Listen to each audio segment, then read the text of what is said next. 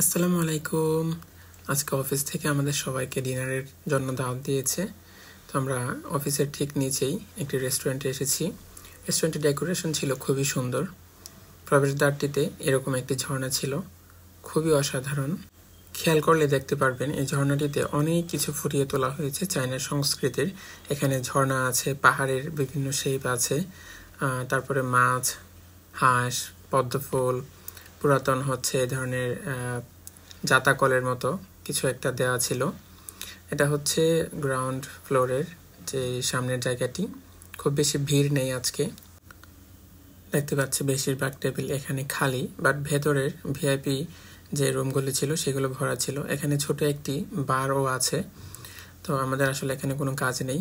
উপরে দেখতে পাচ্ছি অনেক সুন্দর সুন্দর কালারফুল ছাতা দিয়ে লাইটিং করা আছে, খুবই সুন্দর লাগছে দেখতে। মাঝখানেরটি অনেক বেশি সুন্দর। আমার সহকর্মী সবাই ইতিমধ্যে ভিআইপি রুমে চলে গিয়েছে, তো আমি কিছু ভিডিও নিচ্ছিলাম। তো এই যে চলে আসলাম আমিও রুমে।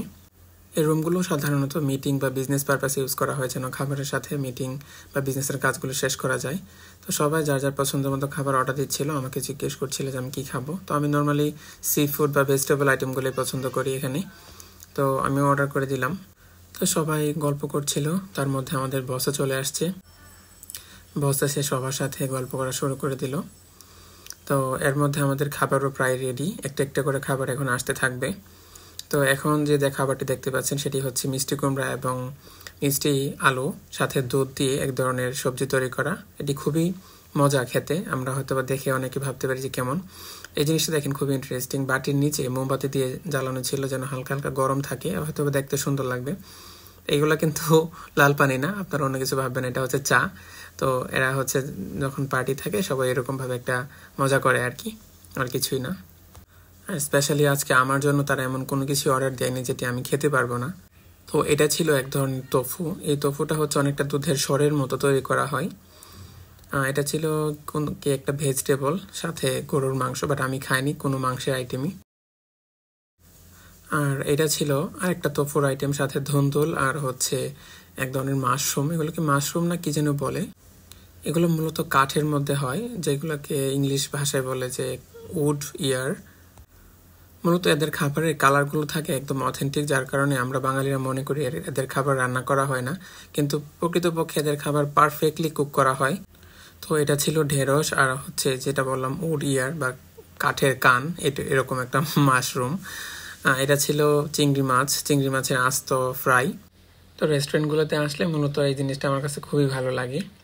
আরেকটা যে আইটেম চলে আসলো, এটা হচ্ছে ঝিনুক, সামুদ্রিক ঝিনুক, খুবই বড় বড় সাইজের, এক একটা ডিমের মতো সাইজ অনেকটা দেখতে।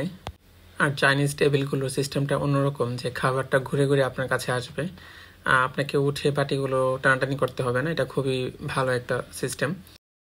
আরেকটা আইটেম আসছে, সেটা হচ্ছে মাছ। এটা হচ্ছে স্টিম, মানে বাষ্প দিয়ে রান্না করা, তো যার ফলে আমাদের দেশের মতো না দেখতে। আর মাছের যে চামড়াটা কালো, আর সসের মধ্যে সয়া সসে ডুবানো থাকার কারণে এটা মানে কালো কালো লাগছে দেখতে, কিন্তু প্রকৃতপক্ষে আসলে খেতে খুবই ভালো ছিল। আর এই যে ঝিনুকের বডিগুলো অনেক বড় বড় ছিল, মানে মাংসের যে পার্টটা, সাথে আলুর তৈরি নুডলস দেওয়া ছিল।